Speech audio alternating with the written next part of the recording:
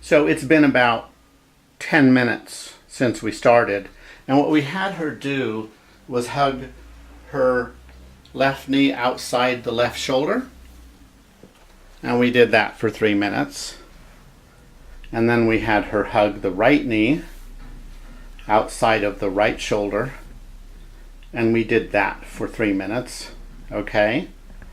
And that greatly improved this posterior rotation of the ilium on both sides. We then treated her sacrum, and after I treated the sacrum, or after I did this, I don't remember when, but I came and I retested, and now I hit into this muscle mass. Mm-hmm. I cannot get to your middle of your lumbar spine because you're not as lordotic. Right. Okay? And this is nothing you had any conscious control over. You couldn't, with your mind, relax your lumbar spine. Right. You were walking around with your pelvis tilted forward, and there was no way for you to untilt that. In fact, you had been doing knee to chest stretches, right? Mm-hmm. And you've been doing that for how long? Forever. Forever. Straight, though. Does that mean months, years? Yeah, months. And that didn't free up the lumbar spine? No. And when you did those stretches, how long did you do it? For a couple minutes or how long? 30 seconds. 30 seconds. Yeah. The direction was wrong. Mm-hmm. Instead of stretching knee to chest, it was important to go outside because that parallels the sacroiliac joint. Mm-hmm. And it's also a better position for the hip. Yeah. Okay? So now lie on your stomach. And what we did to your sacrum was we put 2 pillows under your belly, so get up. And these are not under the pelvis, but they're under the stomach, above the bony pelvis. And we also put a pillow under the ankles to totally relax you. Relax your hamstrings, relax your glutes, relax your lumbar spine in a position of flexion. Okay? So in this position, I then found the tailbone in the midline of the buttock, fell down onto the sacrum, scooted up just a little bit, and pushed the sacrum downward towards your feet. Inferior glide. And I did that for 3 minutes. And at about 2.5 minutes, you commented that you felt a release. Let me take this out now. Okay. And then I'll take the 2 pillows out. And lie on your stomach. And so this is the test position, which we found it very restricted. Now we have mobility. I can even see your heels bob up and down, so I can spring your sacrum inferiorly. I'm on the lower sacrum at about S4 and 5, above the coccyx. And now I can take it the slack and I can spring it. It moves beautifully. Okay? You seem to be restricted at end range of forward bending before. Mm-hmm. Yep. And I could not increase forward bending at S1. And I can now take up some slack and I can spring it. And I come up to L5. I can take up the slack and spring it. 4 is happy to move. 3, 2 is moving. So we've really changed the mobility in your lumbar spine and pelvis. Mm-hmm. Okay? And tell us how you feel. I had you walk up and down the hall and then I had you sit. Can you give us some feedback? I felt like my stride... Go ahead and sit up. Okay. And your voice will carry better. This doesn't, I don't have a, what do you call it? Oh, yeah. A microphone. This has a poor microphone inside of the camera. So yeah, go ahead and tell us how you felt walking and how you felt sitting. I felt like my stride was quicker, not as slow, but I didn't feel as tight when I walk. I feel like I'm walking like with a pole. Uh-huh. You know, and sitting, I didn't feel that immediate go to the glutes kind of pain in the back and the glutes. Yeah.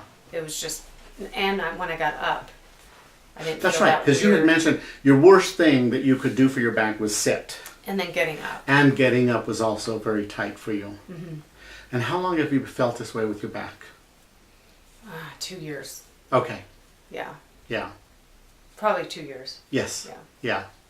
And we don't know what caused it, but for 12 years you've been doing competitive water skiing, yeah. Water skiing.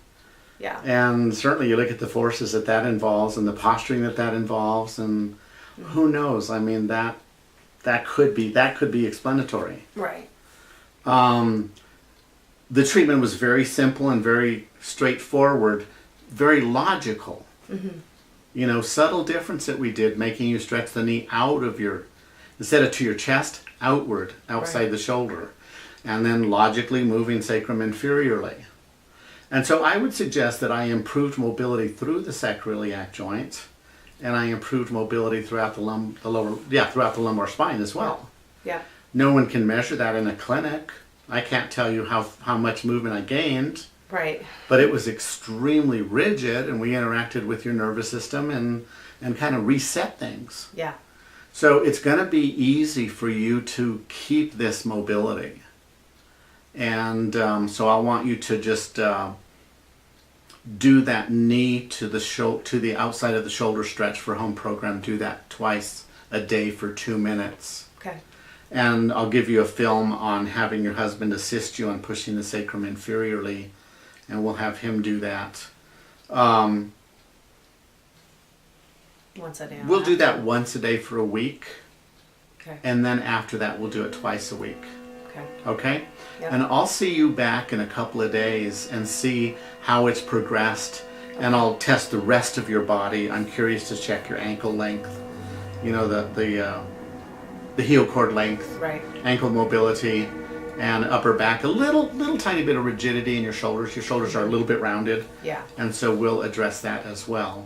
Okay. And take it from there. But I'm really excited. I knew that I was Yeah. going to improve your motion. I couldn't contain my enthusiasm. I couldn't let it out. I kind of held the cards close to my chest there. Well, that's probably been the big thing I've been trying to explain to all of the. You knew something was missing. Yeah. And what were you trying to explain to them? That it's just that part from my lower, almost like right above my tailbone. My L, I guess it would be L2, L3, L4, L5. It just doesn't move. Yeah. It's just flat. Yeah. And they're all trying to make me arch it and move it. Well, it was already arched. It was hyper arched. Yeah. And so it needed the opposite. But you also commented that you couldn't do cat-cow. No. Yeah. Or if I do, it really feels like I'm tearing something. In which direction? When I'm going upwards. Upward. Yeah. Yeah. Yeah. Yeah. Yeah. Downward, no problem. Interesting. Yeah. Yeah. So you were already, that's interesting. So when you curved the lumbar spine on all fours, when you curved fine. it, you were okay. Because you were going where the lumbar spine already was. Mm-hmm. You could go into that pattern, but you couldn't come out of that pattern. Right. Yeah. Try it now. Get on all fours and try it.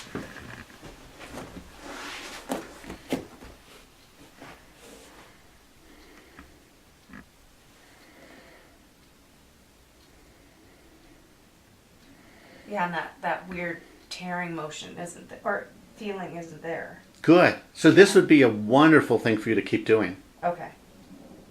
Is it moving more here? I didn't test you this way. Okay. So I don't have a reference. Yeah. I don't have a frame of reference. But yeah, it's normally when I go up, you feel just like you're tearing your skin apart. Interesting. Yeah. And it was interesting to watch a 47-year-old athletic body walk slowly. Yeah. And then after that, you felt like you were walking more normal speed. Good. Yeah. So I'm really, thrilled. This is a good example of someone with a really rigid pelvis and rigid spine, but a very flexible hip. Yeah. Hips on both sides. And I'm pleased with your initial response. Yeah. Thanks so much. I am too. Thanks for letting me film it. You're welcome. So I can post that on YouTube.